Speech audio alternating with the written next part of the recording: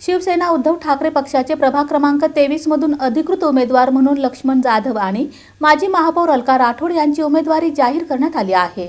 शिवसेना उद्धव ठाकरे पक्षाने प्रभाग क्रमांक 23 मधून अधिकृत उमेदवार म्हणून लक्ष्मण जाधव आणि माजी महापौर अलका राठोड यांची उमेदवारी जाहीर केली आहे। उमेदवारी जाहीर झाल्यानंतर दोन्ही उमेदवारांनी प्रसार माध्यमांशी संवाद साधला। यावेळी बोलताना अलका राठोड आणि लक्ष्मण जाधव यांनी सांगितले की प्रभागातील नागरिकांना भेडसावणाऱ्या समस्यांचे निराकरण करण्यास प्रथम प्राधान्य दिले जाईल। मागील 5 वर्षात ज्या विकास कामांकडे दुर्लक्ष झाले ती कामे निवडून आल्यानंतर पूर्ण करण्याचा आमचा ठाम निर्धार आहे, असे त्यांनी स्पष्ट केले। तर चांगल्या पद्धतीने चालू आहे। आता तुम्हाला तर पत्रकार असल्यामुळे तुम्हाला सगळं माहिती मिळते आहे, मिळत नाही अशात नाही, माहिती मिळते। आम्ही कार्य करतो, त्यामुळं जनता आमच्या पाठीशी आहे। ताई आली, ताईचं बी भरघोस मताने आपण निवडून आणू आणि येत्या आणि शहा रोठे या दोघांना जाणार पॅनल टू पॅनल सोलापूरमध्ये तुम्हाला दिसेल। 16 तारखेला गुलाल आम्हीच उधळला।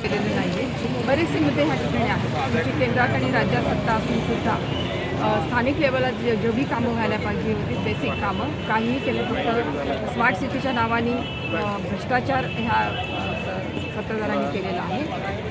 ही सगळी जनता सुज्ञ आहे, जनतेला माहिती आहे की बाबा गेल्या 5 वर्षापासून हे सत्तेत होते, 2 महापौर त्यांचे झाले।